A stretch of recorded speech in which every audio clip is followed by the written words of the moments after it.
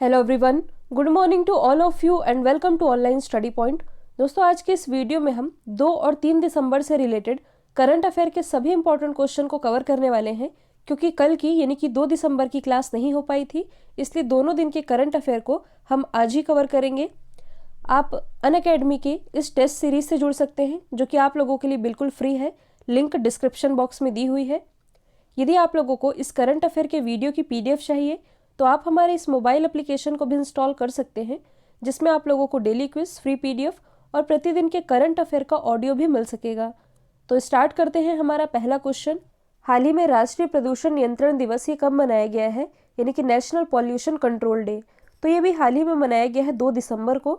और ये 2 दिसंबर को ही क्यों मनाया जाता है? क्योंकि 2 और 3 दिसंबर की रात को, मतलब कि 2 और 3 दिसंबर की आधी रात को 1984 में भोपाल गैस कांड हुआ था, जिसमें कि कई लोगों की मौत हो गई थी। और उन्हीं की याद में ये दिवस मनाया जाता है 2 दिसंबर को। और एक और इम्पॉर्टेंट डे है जो कि 2 दिसंबर को मनाया जाता है, विश्व कंप्यूटर साक्षरता दिवस। यदि हम अदर ऑप्शन को डिस्कस करें तो 26 नवंबर को मनाया गया है भारतीय संविधान दिवस। इसके अलावा जो नेशनल मिल्क डे है ये भी मनाया जाता है 26 नवंबर को ही। 27 नवंबर को मनाया गया है राष्ट्रीय अंगदान दिवस, यानी कि नेशनल ऑर्गन डोनेशन डे। जबकि वर्ल्ड ऑर्गन डोनेशन डे ये मनाया जाता है 13 अगस्त को। 1 दिसंबर को जो BSF है, यानी कि बॉर्डर सिक्योरिटी फोर्स, इसने अपना 56वां स्थापना दिवस मनाया है। इसके अलावा जो वर्ल्ड एड्स डे है ये भी मनाया गया है 1 दिसंबर को ही। और इस बार जो वर्ल्ड एड्स डे मनाया गया, इसकी थीम थी ग्लोबल सॉलिडेरिटी शेयर्ड रिस्पॉन्सिबिलिटी। हाल ही में राष्ट्रीय डेयरी विकास बोर्ड की नई अध्यक्ष कौन बनी है, यानी कि नेशनल डेयरी डेवलपमेंट बोर्ड की नई चेयरमैन। तो ये भी हाल ही में बन गई हैं वर्षा जोशी। और जो वर्षा जोशी है, इन्होंने स्थान लिया है दिलीप रथ का। यदि हम बात करें राष्ट्रीय डेयरी विकास बोर्ड की, तो इसकी स्थापना हुई थी 16 जुलाई 1965 में। इसका जो हेडक्वार्टर स्थित है ये है आनंद, गुजरात में। और इसी की नई चेयरमैन बनी है वर्षा जोशी। यदि हम बाकी 2 ऑप्शन को डिस्कस करें तो कुछ समय पहले ही जो विनी महाजन है, ये पंजाब की पहली महिला मुख्य सचिव बनाई गई हैं। जबकि जो R श्रीरेखा है, ये कुछ समय पहले ही केरल की पहली महिला DGP बनाई गई हैं। ऑनलाइन स्टडी पॉइंट के इस एप्लीकेशन को आप अपडेट कर सकते हैं, क्योंकि इसमें आप लोगों को क्विज को रीअटेम्प्ट करने का मौका मिलेगा। साथ ही ये नाइट मोड में भी अवेलेबल है। हाल ही में लोकसभा के नए महासचिव कौन बने हैं, तो इनके नाम की घोषणा तो पहले ही की जा चुकी थी। तो ये भी हाल ही में बन गए हैं उत्पल कुमार सिंह। जो उत्पल कुमार सिंह है, ये उत्तराखंड कैडर के 1986 बैच के IAS ऑफिसर हैं। और इन्होंने स्थान लिया है स्नेहलता श्रीवास्तव का। और ये स्नेहलता श्रीवास्तव ये लोकसभा की पहली महिला महासचिव हैं, जिन्हें रिप्लेस कर रहे हैं उत्पल कुमार सिंह। यदि हम बात करें लोकसभा की, तो आप सभी जानते हैं जो हमारी संसद है, 2 सदन है। एक है निम्न सदन, दूसरा है उच्च सदन। जो निम्न सदन है यही है लोकसभा, और जो उच्च सदन है ये है राज्यसभा। जो लोकसभा है ये एक अस्थायी सदन है, मतलब कि ये कभी भी भंग हो सकती है। जबकि जो राज्यसभा है ये एक स्थायी सदन है, मतलब कि ये कभी भी भंग नहीं होती। इसके अलावा लोकसभा का उल्लेख है आर्टिकल 81 में, राज्यसभा इसका उल्लेख है आर्टिकल 80 में। अब यदि हम बात करें कि OP बिरला, तो जो 17वीं लोकसभा चल रही है, इसके अध्यक्ष है ओम प्रकाश बिरला, जो कि कोटा राजस्थान से लोकसभा सांसद हैं। जबकि जो हरिवंश नारायण सिंह है, ये है राज्यसभा के उपसभापति। क्योंकि सभापति तो होते हैं भारत के उपराष्ट्रपति, मतलब कि M वेंकैया नायडू जी। ये हैं राज्यसभा के सभापति, और उपसभापति है हरिवंश नारायण सिंह। यहाँ हम बात कर रहे हैं लोकसभा की। तो कुछ दिन पहले मैंने आप लोगों को बताया था कि हाल ही में सदन में आज़ादी के बाद पहली बार ऐसा हुआ है कि महिलाओं की संख्या 100 क्रॉस हो गई है। मतलब कि जो हमारी सदन है, लोकसभा में 78 महिलाएं हैं और राज्यसभा में 25 महिलाएं हैं। यदि देखा जाए तो आज़ादी के बाद पहली बार ऐसा हुआ है जब सदन में महिलाओं की संख्या 100 क्रॉस हो गई है। हाल ही में बहरीन ग्रैंड प्रिक्स 2020 का खिताब किसने जीता है, तो ये भी हाल ही में जीत लिया है लुइस हैमिल्टन ने। और लुइस हैमिल्टन की इस सीज़न की ये 11वीं जीत है। और यदि देखा जाए तो इनके पूरे करियर की ये 95वीं फॉर्मूला 1 जीत है। और लुइस हैमिल्टन ये किस कंट्री से बिलोंग करते हैं? इंग्लैंड से, और ये मर्सिडीज के ड्राइवर हैं। तो ये रहे हैं पहले स्थान पर। दूसरे स्थान पर रहे हैं मैक्स वेस्टअपन जो कि बिलोंग करते हैं नीदरलैंड से। इसके अलावा जो अलेक्जेंडर एल्बोन है ये रहे हैं तीसरे स्थान पर, जो कि बिलोंग करते हैं थाईलैंड से। हम यहाँ बात कर रहे हैं बहरीन की, तो आप मैप में देख सकते हैं बहरीन की लोकेशन। इसकी कैपिटल है मनामा, करेंसी है बहरीन दिनार। और अभी हाल ही में जो हमारे विदेश मंत्री हैं जिनका नाम है एस जयशंकर, ये भी हाल ही में 3 देशों की यात्रा पर गए हैं। और इन 3 देशों की यात्रा में कौन कौन से देश हैं? एक तो बहरीन ही है, दूसरा है सेशल्स, तीसरा है यूएई। तो ये भी आप याद रख सकते हैं। हाल ही में सबसे तेज़ 22,000 अंतर्राष्ट्रीय रन बनाने वाले खिलाड़ी कौन बने हैं? तो देखिए 22,000 रन तो कई खिलाड़ियों ने बनाए हैं, लेकिन यहाँ बोला जा रहा है कि सबसे तेज़ 22,000 अंतर्राष्ट्रीय रन बनाने वाले खिलाड़ी, तो ये भी हाल ही में बन गए हैं विराट कोहली। और जो विराट कोहली है इन्होंने सचिन तेंदुलकर का रिकॉर्ड तोड़ते हुए ये उपलब्धि हासिल की है। क्योंकि यदि देखा जाए तो सचिन तेंदुलकर ने ये कारनामा किया था 493 यानी कि 493 पारी में, और जो विराट कोहली है इन्होंने इनसे भी कम पारियों में मतलब कि 462 पारियों में ये उपलब्धि अपने नाम कर ली है। तो सबसे तेज़ 22,000 अंतर्राष्ट्रीय रन बनाने वाले खिलाड़ी विराट कोहली बने, जिन्होंने 462 पारियों में ये खिताब अपने नाम किया। इसके बाद नाम आता है ब्रायन लारा का, जिन्होंने ये उपलब्धि 511 पारियों में अपने नाम की। जबकि जो रिकी पॉन्टिंग है इन्होंने 22,000 अंतर्राष्ट्रीय रन बनाने के लिए 514 पारियां खेली हैं। ऑनलाइन स्टडी पॉइंट के जो लास्ट 10 मंथ की करंट अफेयर की पीडीएफ है, जिसमें कि लास्ट 10 मंथ के सभी current affair topic wise cover कराए गए हैं, इसकी लिंक डिस्क्रिप्शन बॉक्स में दी हुई है। हाल ही में सूर्यधर झील का उद्घाटन उत्तराखंड के किस शहर में किया गया है? तो इसका उद्घाटन अभी हाल ही में किया गया है देहरादून में। जो उत्तराखंड के मुख्यमंत्री हैं त्रिवेंद्र सिंह रावत, इन्होंने देहरादून के डोईवाला में इस झील का उद्घाटन किया है, जो कि 550 मीटर लंबी है, 28 मीटर चौड़ी है और 10 मीटर गहरी है। और इसकी जो कैपेसिटी है मतलब कि क्षमता ये है 77,000 क्यूबिक मीटर। और इस झील से जो उत्तराखंड है मतलब कि इस राज्य के 18 से 20 गांवों को पीने का पानी तो मिलेगा ही, इसके अलावा सिंचाई के लिए भी हेल्प मिल सकेगी। तो इसी से आप एक और चीज़ रिलेट कर सकते हैं। कुछ समय पहले ही जो त्रिवेंद्र सिंह रावत जी है इन्होंने सोंग डैम जल परियोजना का भी उद्घाटन किया था उत्तराखंड से ही। और क्यों किया था? राज्य में 24 घंटे पीने का पानी अवेलेबल कराने के लिए।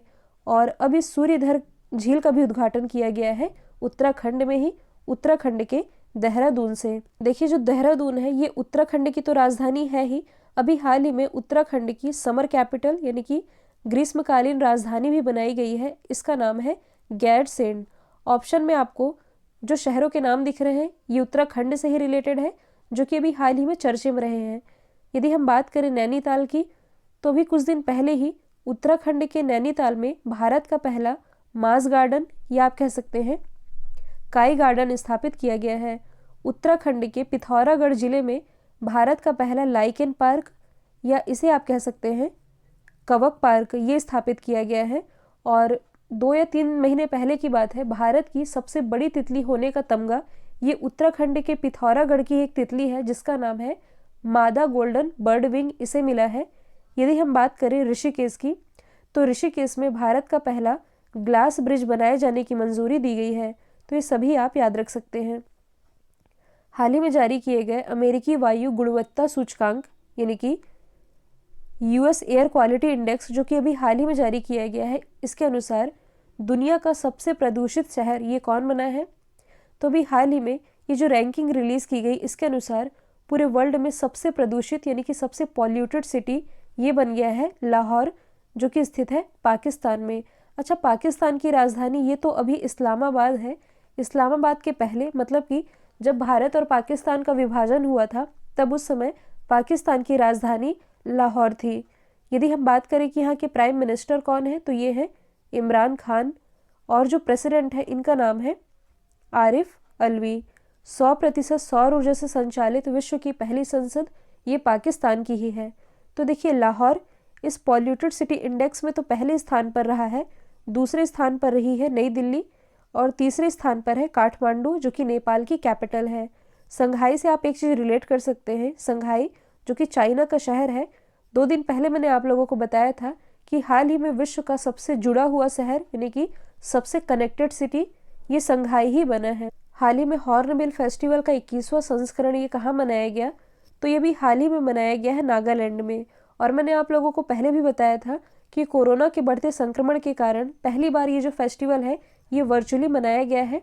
नागालैंड की जो नागा जनजातियाँ हैं इनके द्वारा ये फेस्टिवल मनाया जाता है। और ये जो हॉर्नबिल फेस्टिवल है इसे फेस्टिवल ऑफ फेस्टिवल यानी कि त्योहारों का त्यौहार भी कहा जाता है। और इसका ये 21वां संस्करण था जो कि नागालैंड में वर्चुअली मनाया गया है। तो आप मैप में देख सकते हैं नागालैंड की लोकेशन, इसकी राजधानी है कोहिमा। और कोहिमा से आप लोगों को एक चीज़ याद आनी चाहिए, कुछ दिन पहले मैंने आप लोगों को बताया था कि हाल ही में कोहिमा के उत्तर पुलिस स्टेशन को ISO यानी कि international standard organisation ISO certificate मिला है। यहाँ के मुख्यमंत्री तो ये है नेफ्यू रियो, राज्यपाल तो ये है RN रवि। अब इस क्वेश्चन में बात की जा रही है फेस्टिवल की, तो आप अदर ऑप्शन को रिलेट कर सकते हैं, जैसे कि त्रिपुरा से रिलेटेड है लाई हरोबा फेस्टिवल। साथ ही मैंने आप लोगों को ये भी बताया था कि ये जो हॉर्नबिल फेस्टिवल है ये नागालैंड में तो मनाया ही जाता है, पहली बार ये त्रिपुरा में भी मनाया गया। मिजोरम से रिलेटेड एक फेस्टिवल है जिसका नाम है चाप चार कुट फेस्टिवल। ऐसा कोई भी फेस्टिवल जिसमें कुट वर्ड आए वह रिलेटेड है मिजोरम से ही। और अभी हाल ही में मेघालय की जो कैपिटल है शिलोंग, यहाँ अंतर्राष्ट्रीय चेरी ब्लॉसम फेस्टिवल मनाया जाता है जो कि कोरोना के कारण पोस्टपोन कर दिया गया है। हाल ही में बाटा के ग्लोबल CEO के रूप में नियुक्त होने वाले पहले भारतीय कौन बने हैं, तो ये भी हाल ही में बन गए हैं संदीप कटारिया। यदि हम बात करें बाटा की, जो कि एक फुटवेयर ब्रांड है, इसकी स्थापना हुई थी 1894 में। हेडक्वार्टर तो ये स्थित है लॉजेन स्विट्जरलैंड में। और जो संदीप कटारिया है ये 2017 से बाटा इंडिया के CEO थे, लेकिन अब इन्हें इस बाटा के ग्लोबली CEO के रूप में नियुक्त कर दिया गया है। और इसके ग्लोबल CEO के रूप में नियुक्त होने वाले ये पहले भारतीय भी बन गए हैं। यदि हम अदर ऑप्शन को डिस्कस करें जो कि कहीं ना कहीं भारतीय CEO से ही रिलेटेड है, तो यदि हम बात करें शांतनु नारायण की, जो कि एडोब के CEO हैं, तो देखिए पिछले साल यानी कि 2019 में वर्ल्ड के टॉप 10 CEO की लिस्ट जारी की गई थी। और इस टॉप 10 CEO की लिस्ट में जो शांतनु नारायण हैं ये 6वें स्थान पर रहे थे। यदि हम बात करें सत्या नडेला की, ये भी भारतीय मूल के हैं और ये हैं माइक्रोसॉफ्ट के CEO। तो जो सत्या नडेला है इनसे भी आप कुछ रिलेट कर सकते हैं। पिछले साल यानी कि 2019 में Fortune business person of the year के रूप में चुना गया था सत्या नडेला को ही। यदि हम बात करें सुंदर पिचाई की, तो आप सभी जानते हैं ये हैं गूगल के CEO। हाल ही में छत्तीसगढ़ के मुख्य सचिव के रूप में किसे नियुक्त किया गया है, तो ये भी हाल ही में नियुक्त किए गए हैं अमिताभ जैन। जो अमिताभ जैन है ये 1989 बैच के IAS ऑफिसर हैं और इन्होंने स्थान लिया है राजेंद्र प्रसाद का। इसी के साथ ये छत्तीसगढ़ के मुख्य सचिव बन गए हैं। यदि हम बात करें छत्तीसगढ़ की, तो इसकी राजधानी है रायपुर, मुख्यमंत्री है भूपेश बघेल, राज्यपाल तो ये है अनुसुईया उइके। और छत्तीसगढ़ उच्च न्यायालय के मुख्य न्यायाधीश है PR रामचंद्रन मेनन। छत्तीसगढ़ से ही रिलेटेड 2 सिटीज़ के नाम आप लोगों ने याद रखने हैं।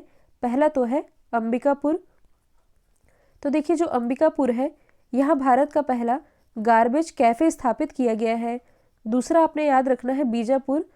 अभी हाल ही में नीति आयोग के द्वारा आकांक्षी जिलों की लिस्ट जारी की गई थी, जिसमें कि छत्तीसगढ़ का बीजापुर ये रहा था टॉप पर।